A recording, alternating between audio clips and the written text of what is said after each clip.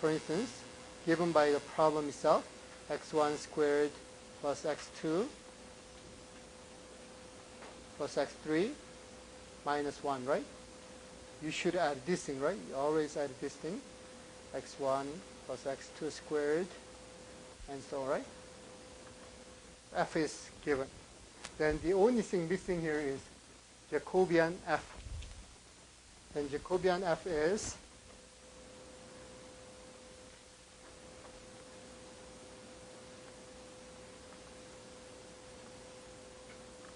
this. F1 differentiated with respect to x, right? We differentiate this thing with respect to x. And we differentiate this thing with respect to y. And we differentiate this with respect to z. So this is called Jacobian. But we use x1, x2, x3. So we should adjust the variable. So x, y, z is the general three-dimensional variables. But because we used x1, x2, x3, we should use x1, x2, x3. And so, right? So f2 function differentiated with x1, x3 function differentiated with x1, and so on, right? So this is the Jacobian. Then let's really calculate the Jacobian. So in this case, Jacobian f equals this function differentiated with respect to x1 to x1, right? And then this function calculated differentiated with respect to 1. This 1, this one, 1, 2x2, yes? If you differentiate negative 1, what happens? Right. If you differentiate constant equal. But why does it matter then? It doesn't matter in Jacobian, but it matters in F. F input is used. Then if you don't use this thing, then your result will always have this missing part. So you should use this thing here.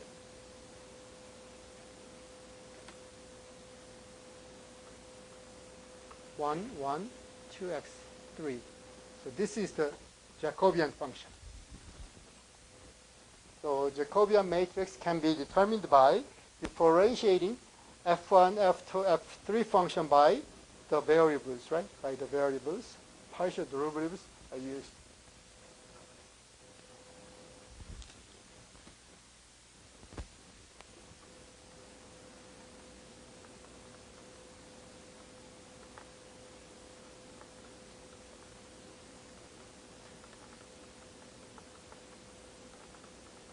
So this is the way we do it. So take a look.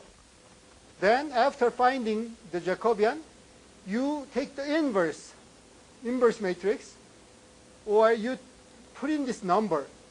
Instead of handling functions, right? Instead of handling functions, it's good to use numbers. For instance, x1 could be 5, x2 could be 10, x3 could be 1, right? So you could use numbers then, number, and matrix, then you can find the inverse, right? So inverse is found. That inverse times that's f function calculated at, for instance, 1. So I will use real example very soon, but calculate at some point, right? So x1, x2, x value are plugged in. Then this becomes a column vector, right? So matrix, 3 by 3 matrix multiplied by 3 by 1 column vector. Then it is 3 by 1 column vector. Then 3 by 1 column vector minus 3 by 1 column vector is 3 by 1 column vector. So x in creates x out.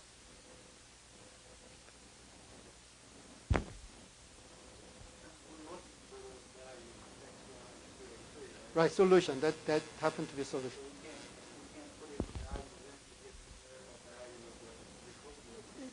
So we started with initial guess, and then that is called x input.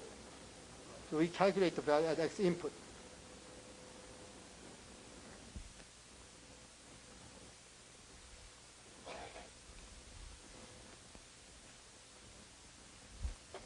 Then let's solve the problem. So let's check whether MATLAB can handle this thing or not.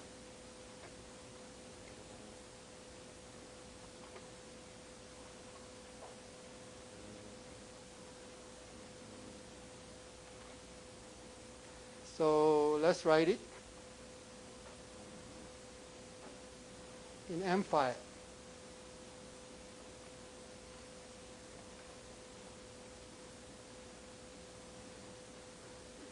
So capital F is a function of three variables, right? x1, x2, x3, right? Function of three variables, and then giving us a column vector, right? Column vector. x1 squared plus x2 plus x3 minus 1, right? So this is one row, and x1 plus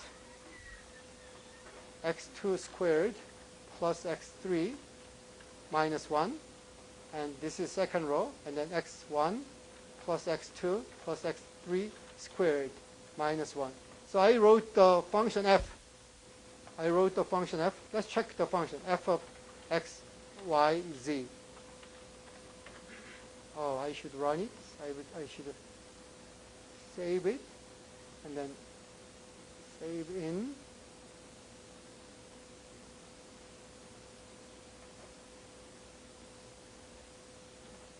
Newton, right?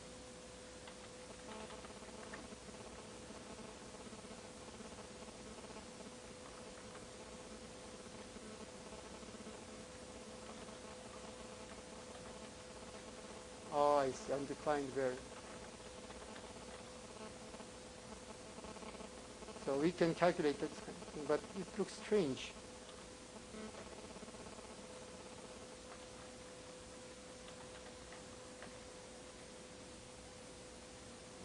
Right? So we can create the column vector function f.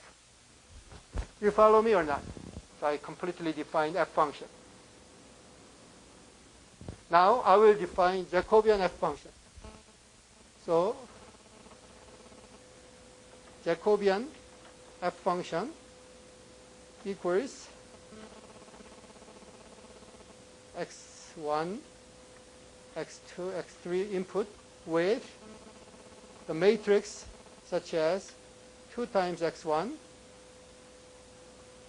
x2, x1, 1, and then second row is 1, 2 times x2, 1, and then 1, 1, 2 times x3. So this is the Jacobian function. So I defined all the necessary things. Then let's do it. I will save it and then run it. So I now defined these two cases. Then let's begin. Let's start up with 0.5, 0.5, 0.5. So this is my initial guess. So my initial guess is 0.5, 0.5 column vector, right?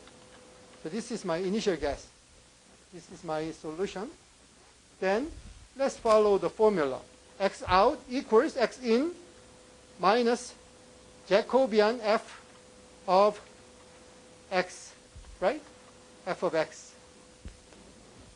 Inverse, right? Inverse.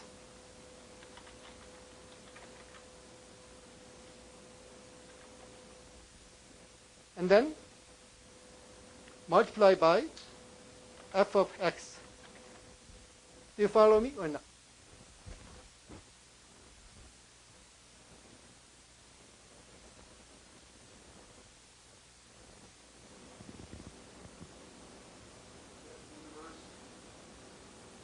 Inverse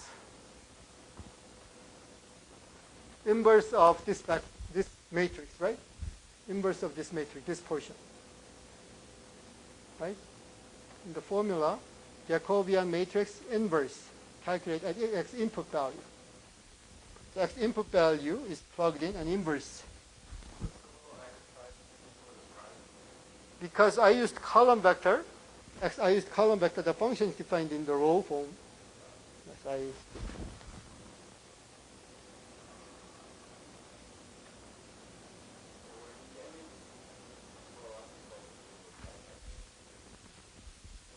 yeah.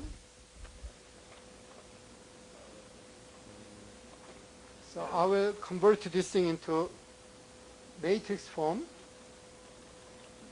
instead of using this thing. So I will convert this thing into matrix form, vector form, instead of just the variable form.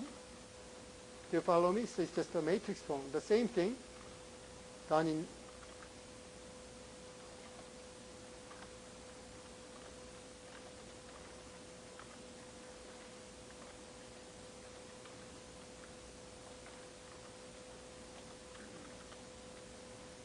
I should have used find and replace, right? Find and replace might be easier.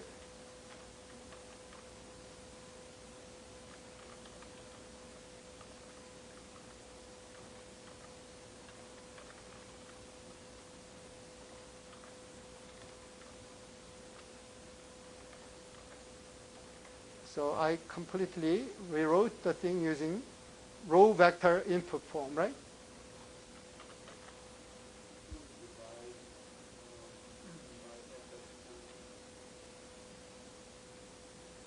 Well, fx prime is for one-dimensional function.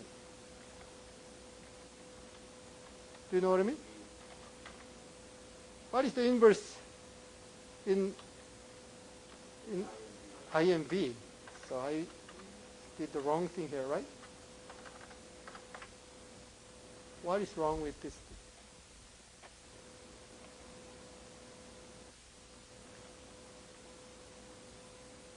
So let's check x first. X is, I might not even define x. X should be 0.5, 0.5, 0.5, right? Strange.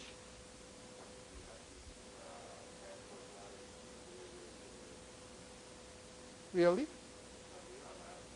Let me briefly check. Do you see any problem here?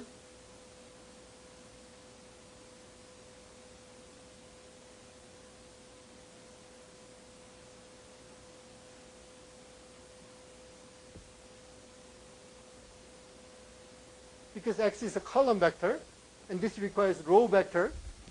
That's the reason I just transpose is just plugging in these things in column vector in the row vector form. So please browse the step and let me know where is the mistake. Oh, JF, right? Let's check it. JF of like 1, 2, 3, transpose, looks like this. So JF is this kind of matrix. And F inverse. Oh, it's inverse of JF. How can I call the previous result? I see. Thank you.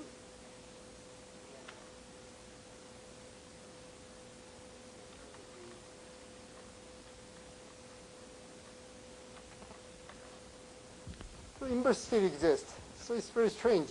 Individual component exists, but somehow it gives us the infinite answer. So let me check. X is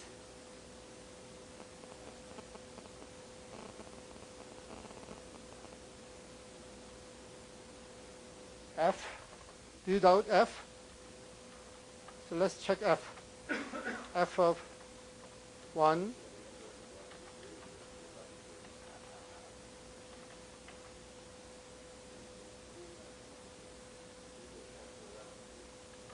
So let me know what part is the problem.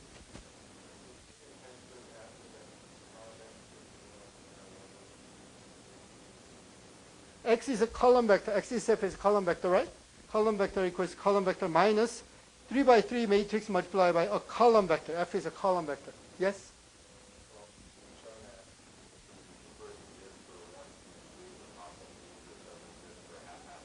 Oh, I see. Let's check it. Good point. So Jacobian of F of half, half, half, right?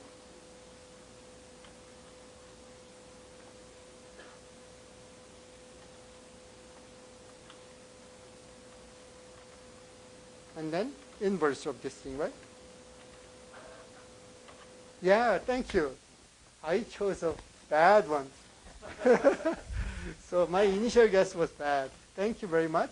Then let's change our initial guess. X should be different than this thing. 0.1, 0.3, and then 0.8, right? I hope this is not bad case, right? So this is the thing, and then I now go back to the formula, right? So I found this x, right? And then now with this x, I plug in this, right? This x is plugged in here, right? This x is plugged in here to generate new x. And this is plugged in to generate new x, plugged in to generate new x, and so on, right?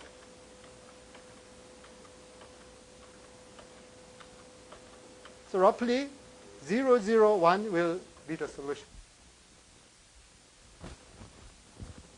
So as you saw, this is the Newton's method. But the problem is this. This method has no guarantee of convergence in direct form. But we still use this thing to find the solution, especially we start off with nice position. Instead of far away position, we start off with a nice position, approach the solution. Is this the only answer? No, just one solution is found. One solution is found. So let's start off with different point.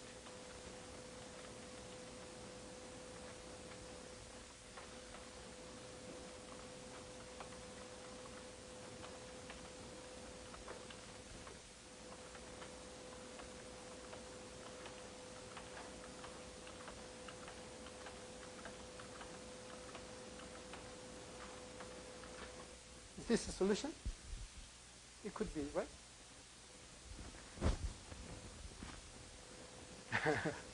You easily recognize it, right?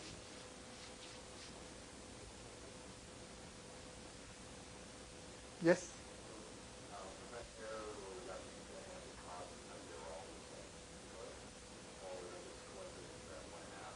Because the inverse has no guarantee when it exists, right? So that's the reason why we hit the wrong position. It is always possible. Newton's method, even in one-dimensional case, may diverge when it is the zero derivative. So it is always possible in Newton's method. Right, things like that is possible. Then there is no inverse. Right, or generally, even some matrix with nice form may have bad situation. In other words, if determinant becomes zero, then the inverse doesn't exist. So there are many matrices of that type. You can hit that kind of bad matrix.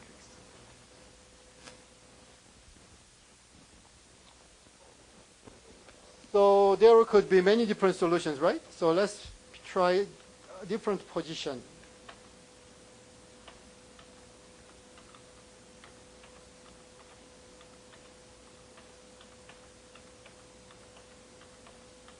I guess it hits the same position, right? Same point, right? Yeah, so sometimes this, sometimes that.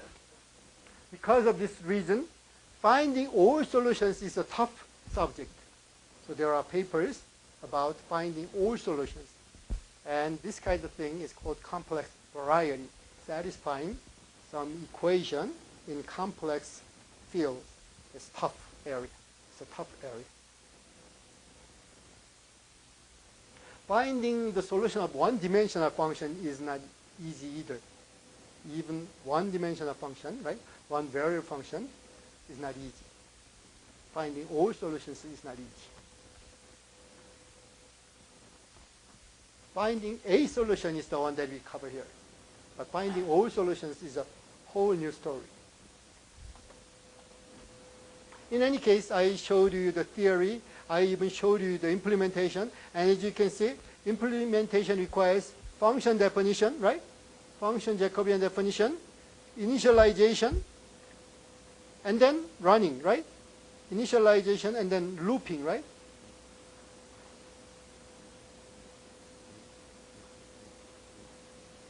Here is the initialization.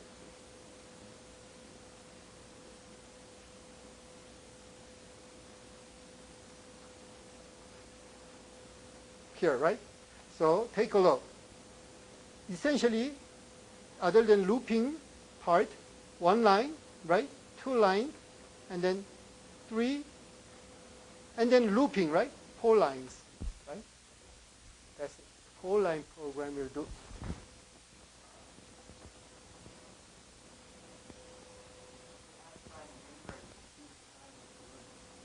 That's right.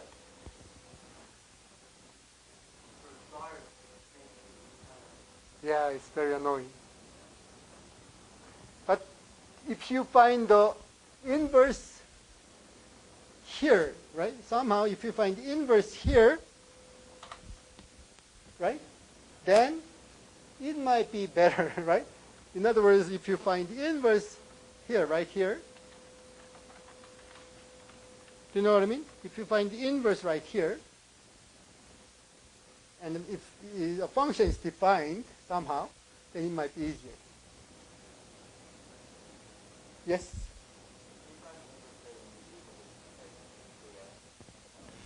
Uh-huh.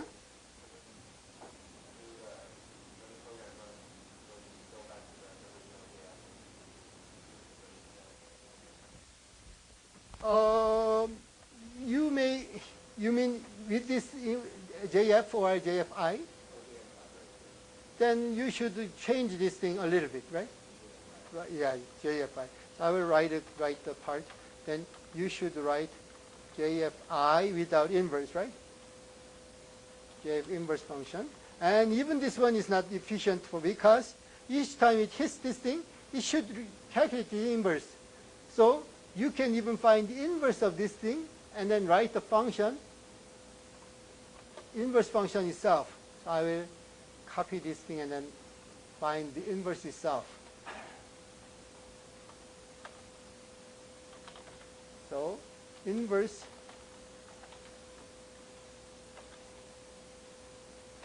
of this thing, right?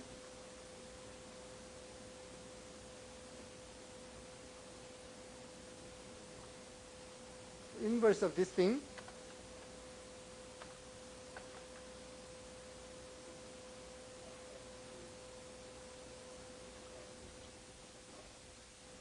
so it is not allowed, right? So what should I do? In this form is difficult, right? We may need XYZ form, right? In this form is tough, right? We may need XYZ form. In other words, X, and then, so I will rewrite it.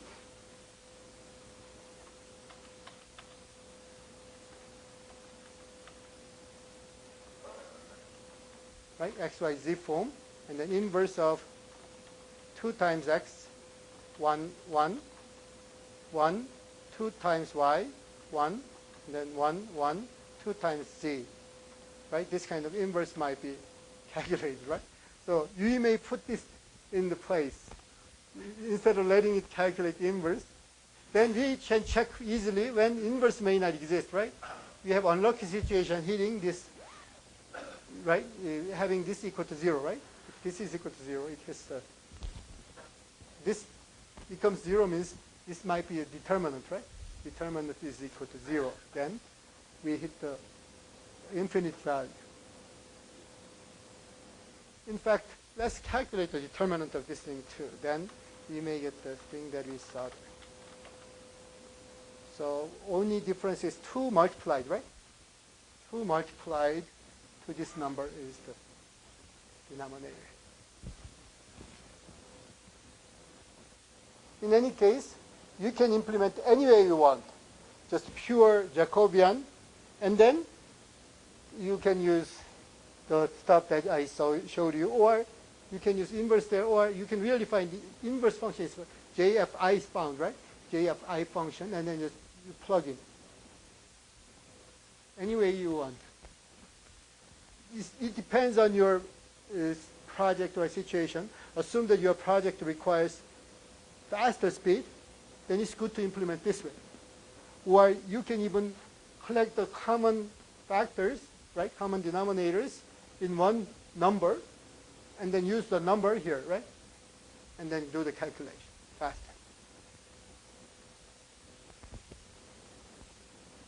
Any questions?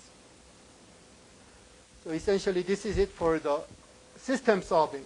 We can solve systems with many unknowns, right? With many unknowns. Then it's time to begin the actual advanced stuff. From this point on, unless you learn, it's very difficult to even imagine. And the next section, next chapter, covers the first of that type of advanced thing. And interpolation in this application is used everywhere. And believe it or not, you took advantage of this technique even today. For instance, cellular phone, all the screen, right? All the screen, TV, use this technique. So interpolation is very, very important, and I will mention about important ideas of the interpolation. But first of all, terminology. Interpolation is the way of finding the function passing through the given points, right? So points are given, right? Then set of points are given, right? Set of points is given, then we determine a function passing through the point.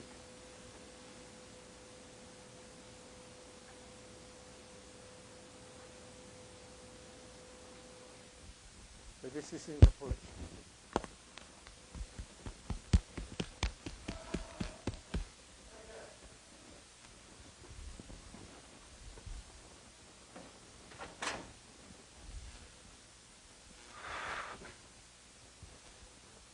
Then what is extrapolation? Theoretically doing the same thing, but there is only one difference. There is only one difference between interpolation and extrapolation. What is it? Do you know? One is exact equation, That is handled in chapter 6. We have a special section called approximation. Both things should pass the same points. There is only one difference between interpolation and extrapolation. So this is the difference. Interpolation covers the function from leftmost to the rightmost interval, right? So interpolation covers the function from leftmost position to the rightmost position. Extrapolation covers outside. So this is the difference. But theoretically, once we have found a function, it automatically covers outside too. So essentially, we are handling the same thing. So take a look. Assume that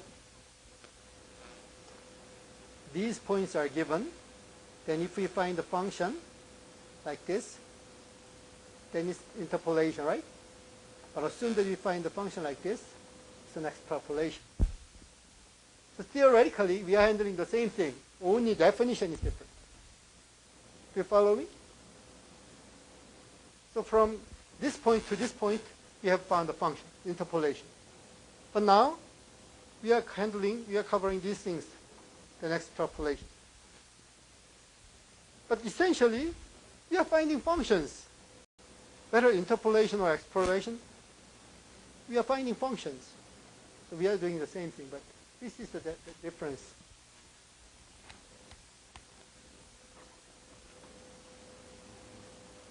Do you get it or not? So using the points inside the interval, we determine the function, then it's interpolation. Using the function inside the interval, we determine the function outside the interval, it's called extrapolation. Then now, as you mentioned, one different thing is approximation. This doesn't necessarily pass through the points, right? Points are here, then it should not really pass the point. It just goes through some placed close to the solution. This is called approximation. Because this is so tough, we use separate chapter to handle this approximation. But in real world problems, both interpolation and extrapolation are mixed together to accelerate the speed of like a display or something. Then, why do we need this thing and where do we use this thing? First of all,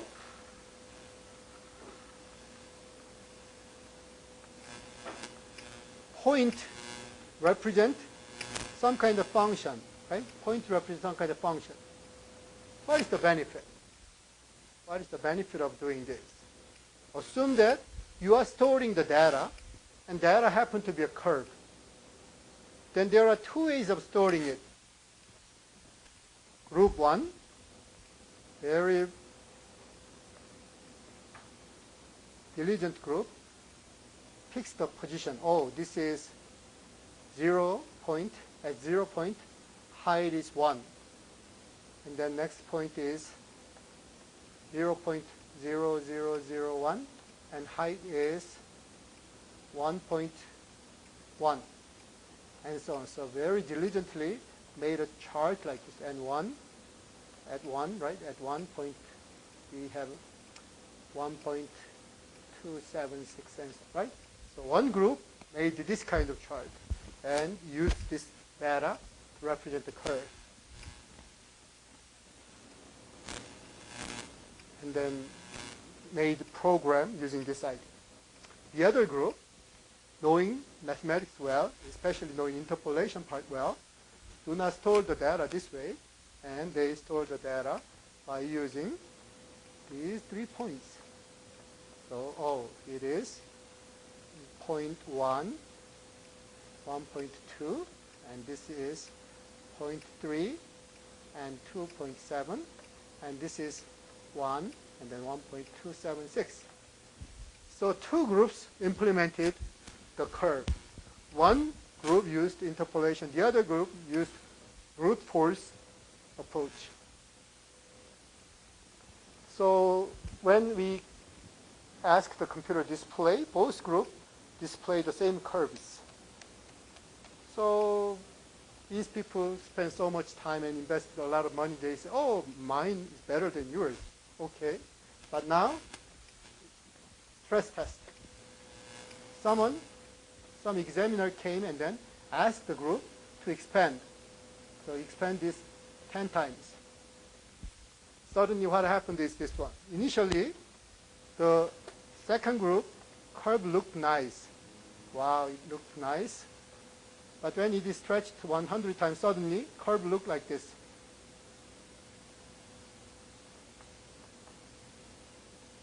Right? Second group, expand 10 times. So second group just positions this differently, right? Position this differently. Instead of one and maybe 0 and something point, I don't remember, but just appropriately expand the positions, and then using the interpolation theory, sketch it. And suddenly, you see what is superior. So in addition to the efficiency, it is way better to display. So in current display, we use this kind of thing. We use this kind of thing, not this. So this is the worst format called bitmap. What is the bad part of bitmap? Pixelation, right? Once you magnify, it pixels. But once you use interpolation, then it doesn't pixelate. Vectorize. So in modern world printing or display, these are used. For instance, assume that you are creating some device. Some wave generator is created, and then your wave generator should have this kind of shape. if you use bitmap graphic tool, you sketch these kind of passes well, and later you want to change this part to this part, then what you need to do is erasing all these things, right? Erasing all these things, and then resketching this. But if you use interpolation tools, there are some involved points here, right? There are some involved points here. Then you just relocate these involved points and let the computer do the interpolation. So you can see the clear advantage of this. So this kind of thing is very, very important, right? So it should record path, not the image. In any case, these are used in CDs, DVDs, all your communication devices. Your voice is sampled. Your voice has some factors such as volume, right? Volume factor, some kind of frequency factor. All these are analyzed and then recorded, right? All these are analyzed and recorded. Then it is sampled, right? It is sampled. Then instead of storing the actual heights, it stores specific thing. And then these are stored in very efficient pattern, very efficient compressed pattern. And these are transmitted. Then the other party receives this thing, and then we generate this thing. In this interpolation, we learn really important things. This is the overview of the chapter, and if you have a question, ask me. When they transmit sample data, do they interpolate it first or on the other end?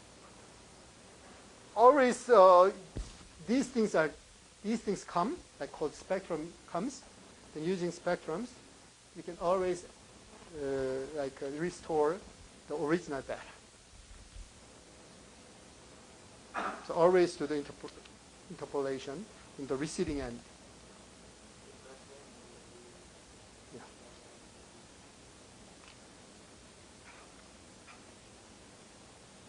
So this is very, very important section. So I will make it a little bit practical. Assume that you need to handle geometric shapes like circle or something, and then you need to change the portion frequently. Then you might buy either Photoshop or Photo Illustrator. There are differences between the two. Photoshop handles stuff like bitmap. Recently they have improvement, but Photoshop handles stuff like bitmap. Illustrator uses vectorization. Then what is the difference? Assume that you created an ellipse here, and then later return back to the ellipse to somehow like stretch.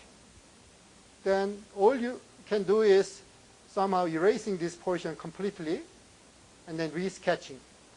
But then it is huge. Almost the whole ellipse should be stretched and then removed and then resketched.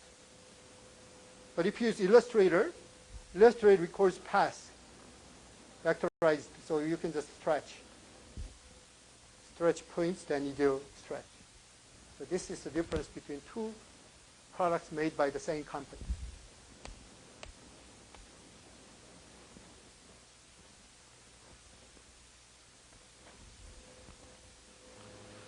In any case, the interpolation is very, very important. Why? Because curves become just a few set of points, right? A few points. This is the goal, right? The points become curves.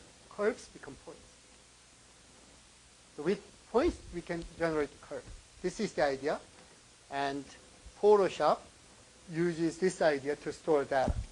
Instead of really storing all the points, Photoshop really use these things. But it's not purely complete vectorized form. That's the reason why it has image style result. But at least, in essence, they use the same idea inside.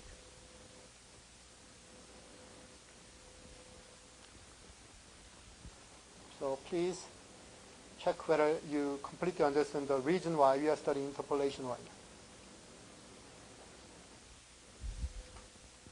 Then let's do it. So multidimensional, well, real spacing is tough, so let's handle just one-dimensional case, right? One variable case. So assume that we have one variable function, x0, then when x0 is plugged in, y0 is bound, right? And then x1 is given, then y1 is bound, and generally xi, yi, or the end xn, yn. So these are points. Then we want to find the function passing through these n+1 points. When you have 2 points, what degree function we find? What degree function do we find? Line, right? One dimension, degree 1 function, right? When you have 2 points, when you have 3 points, what degree? 2, right? Quadratic function. When you have 4 points, we find the cubic function. So generally, n+1 points determine x to the power of n plus something, right? A times x, this kind of thing, right? A times xn, and then following. So generally, this is the one. And there is a theorem covering this thing. It is the polynomial interpolation theory. Instead of typing it, I will just show you after.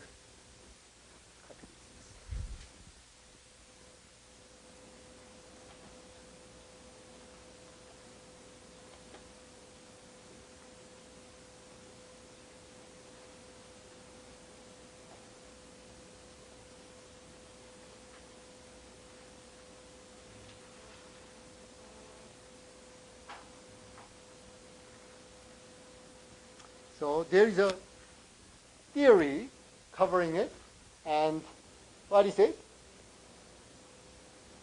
Always when you have n+1 point, we have a polynomial passing through those n+1 points. Do you know what I mean? So we have 2 points, then there is a line or a curve passing through 2 points. It's possible, right? There is a polynomial. Now, if we limit the order of the polynomial, degree of the polynomial to less than or equal to n, then what happens? We can add uniqueness. We can add uniqueness. In other words, assume that we just limit the order of polynomial, and we want to find the polynomial passing through these 2 points, then it should be just one line, right? Unique line. Can you find other things than unique line? But if we don't limit, then we can find the parabola or cubic function passing through these points. So when you limit the order of polynomial to n or lower, then we have only one polynomial passing through those n+1 points. This is the interpolation theory. Then the next thing is finding or proving the theorem. How can you find the polynomial? Or how can you prove that kind of fact? And it's using Vandermonde matrix. And this is not for the actual usage, but for theory. For the proof of the theory, we use this thing. But I, in fact, ask you to use Vandermonde to find the actual polynomial passing through the points. What is the idea? We want to have this, we want to solve this system. How? I will set up the system. Take a look. What does this mean? It means what? x0 creates y0. So f of x0 happen to be y0. Do you follow me? Assume that we limit the function to a polynomial with degree less than or equal to n, then f has this pattern. F has this pattern. a0 plus a1x plus a2x squared, and then and xn. If we limit the order of the polynomial function f, then this is the polynomial. Right? This is the function. Then, what does that first point mean? It means if we plug in x0 here, then the result should be what? y0. And generally, if we plug in xi here,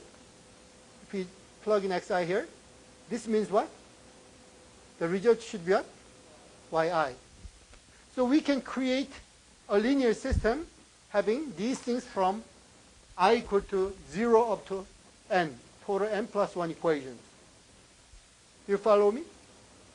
Here, A0, A1 are unknown. We don't know A0, A1. But we know X1, X0, X2, and so on, right? We know Y0, Y1, and so on. So here, the role of these letters change. These A's are unknowns. These Xi are known by the problem, right? Then we can rewrite this kind of system using matrix multiplication. Then what happens is this: 1, x1, x0, I mean, x0 squared, and then x0 to the power of n, and then 1, x1, x1 squared, and then x1 power of n, all the way through, and then multiply by a0, and then a1, all the way through an, equals y0, all the way through yn. So I just rewrote the equality. Then take a look. We have a linear system.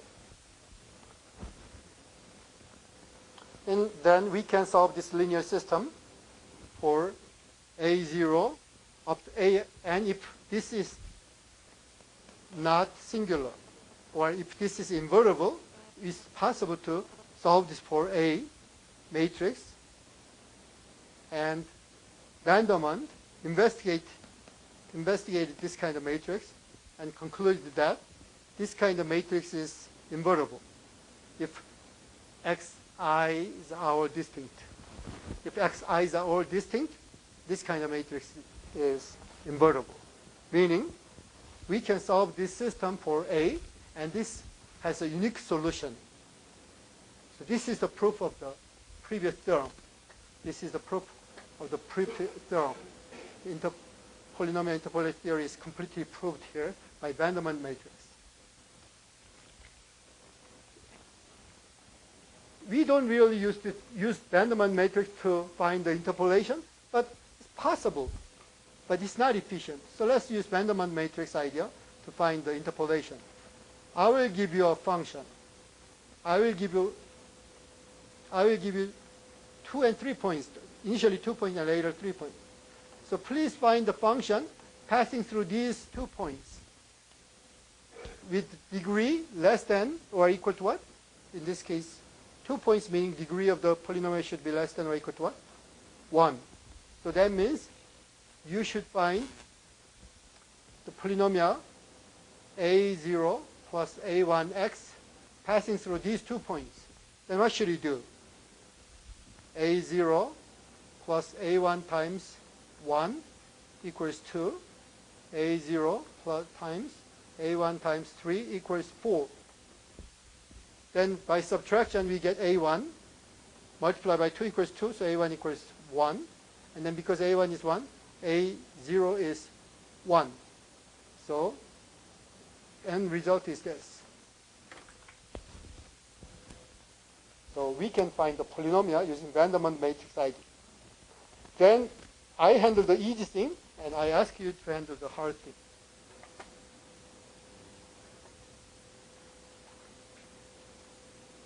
One, 3, right?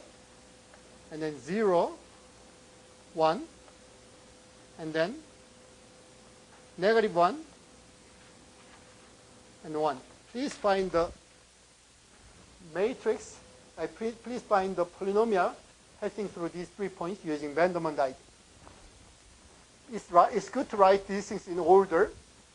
So I reversed it, but you may write it incorrectly. It doesn't matter. But yeah.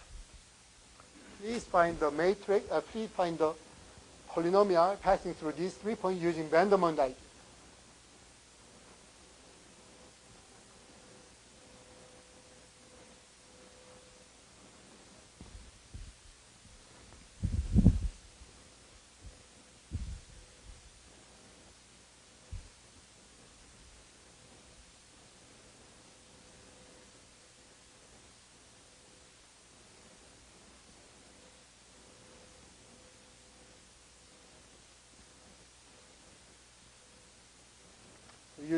same approach, you can find A0, A1, A2, right?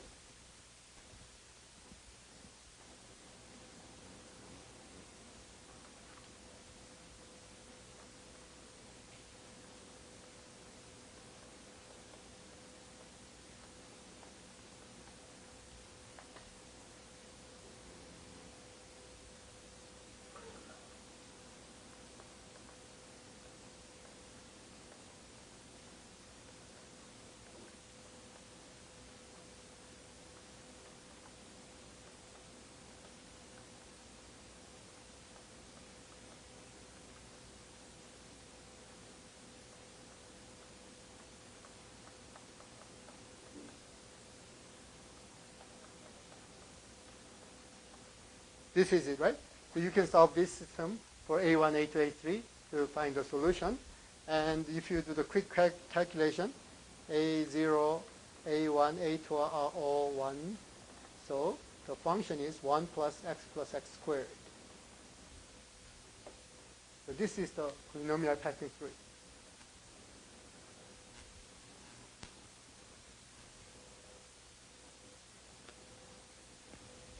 Any questions? Excuse me? Really?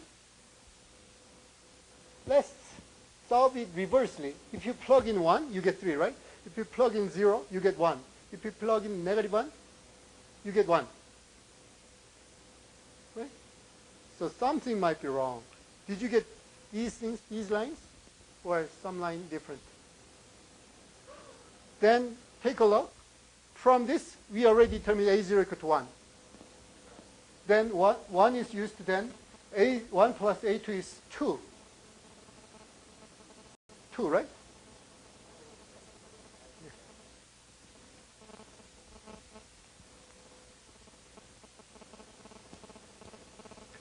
In any case, Vandermonde is used to determine the polynomial passing through the 3 points, but it is used more for theory, not for practical application, because there are better ways to do this calculation. So let's go to the next idea. The next idea is very nice idea. And Lagrange found this nice idea. First of all, the Lagrange polynomial will be defined. Polynomial.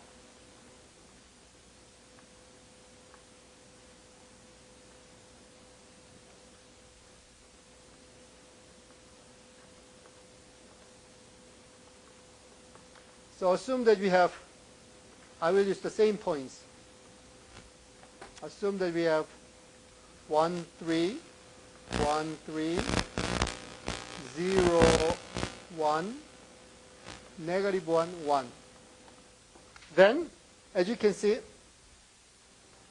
we can create this kind of strange polynomial. For this point, I create this thing. Initially, this is the idea. X minus 3, x minus 0, x minus -1. I even don't consider y values at all. Y values are even ignored completely. I only focused on x value and used, thank you, 1, right? Sorry for the mistake. So I used 1, 0, and -1 here, right? I completely ignored y value. And then, now, I want to do these things. 1 minus 1, 1 minus 0, 1 minus -1. Then what's the problem with this approach? What's the problem with this approach? 0. So what Lagrange did was abolishing this kind of term. Oh, this term is harmful, so let's abolish. This term is harmful, and let's abolish. So this is Lagrange polynomial. So this is Lagrange polynomial. But it is focused, this has focused on first point, right? Can you do the same thing to the second or third point? In other words, if we focused on 1, this happens. But if we focus on 0, what happens? So let's write it. Unfortunately, we don't have enough space, so I'll go to the next page.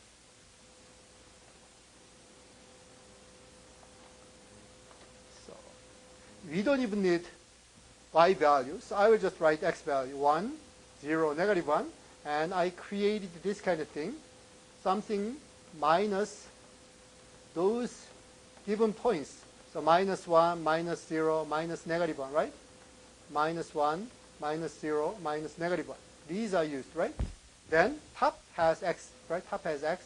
Bottom should have one of these three, right? One of these three. So when I used 1, it had a problem, so I abolished it. But now when I use 2, when I use 0, what term is the problem term? Little term, right? Abolish this. When I use the same pattern, then, and use negative 1, what is the problem term? Minus 1, minus negative 1. This is the problem term, right? Then we can abolish this thing. Then we can get this x minus 1, x minus 0, and then negative 1 minus 1, negative 1 minus 0. So we created 3 different Lagrange polynomials. And you know why one term should be missing. Then why do we care about this kind of matrix, this kind of pattern? Assume that you plug in 0 here. So let's call this Lagrange polynomial of the second point, right? Why? Because we use the 0. Let's just say L. Assume that this is Lx. Then what is L of 0? If you plug in 0 here, compare the numerator and the denominator. What happens? Same. That means the division will give us what? 1. In other words, what Lagrange found was this kind of thing. If you plug in the actual point to the appropriate function, it is 1. What if we plug in wrong point? In other words, somehow, instead of plugging in the correct point, I plug in the wrong point, right? Wrong point is plugged in. Then what happens? In other words, other points then 0, like 1. 1 is plugged in. What happens? 0. So this is the idea of Lagrange. And these are called Lagrange polynomials. No matter how many points are given, you can form a Lagrange polynomial and then determine. So let's do it. You may pick any x values. So until I ask you to stop, name numbers. So what is your number? 4.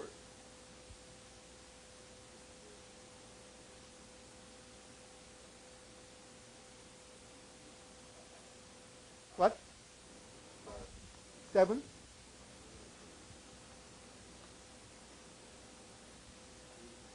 So let's start here. So I want to find the Lagrange polynomial covering these 5 points. Then there should be how many Lagrange polynomials? 5. So let's find it. So let's find the Lagrange polynomial satisfying this. L of 7 is 1. And then L of other numbers is 0. So let's find the Lagrange polynomial satisfying this. Then please form it. Please form it.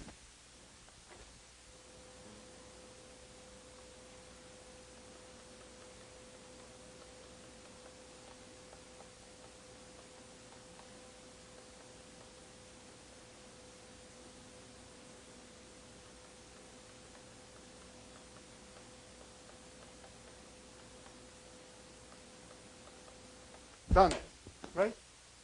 This is the Lagrange polynomial at the point 7. Then let's check whether this really satisfies our condition or not. First of all, what is L of 7? This is L function. L of 7 is what? 1, right? Because 7, 7, 7 cancel each other out to get 1. What about L of any other position given? 4, 0, 3, 0. There are 2, 8, 0, right? So it's completely satisfied. Then why do we care about this kind of strange function? The reason is this. With these things, we can easily group the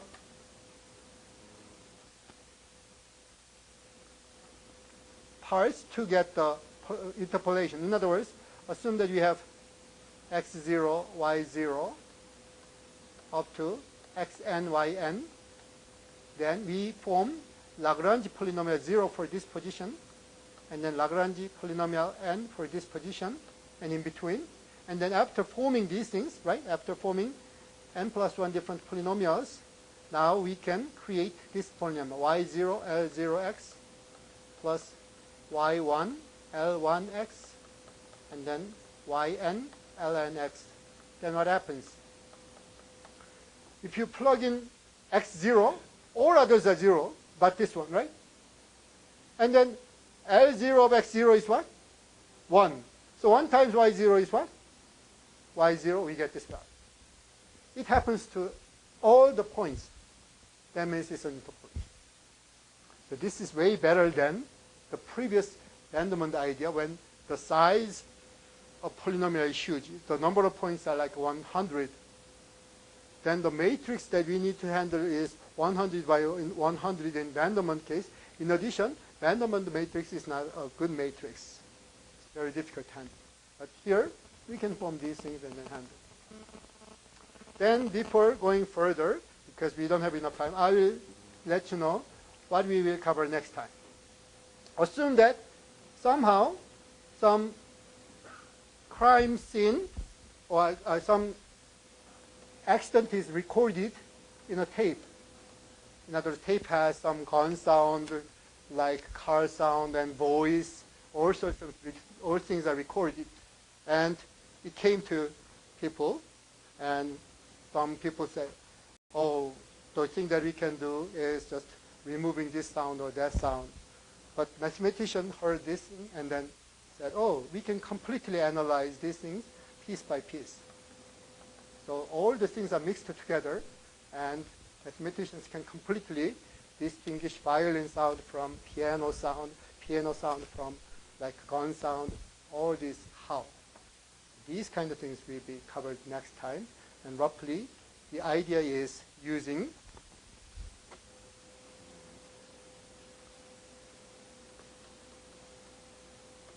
Fourier analysis. So next time we will cover it. In other words, with this Fourier analysis, we can completely create the spectrum of the sound and distinguish one from the other.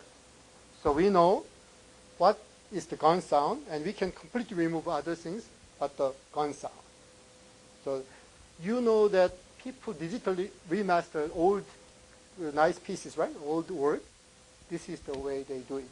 The old recording, those things are remastered by this kind of technique. And next time you will study this.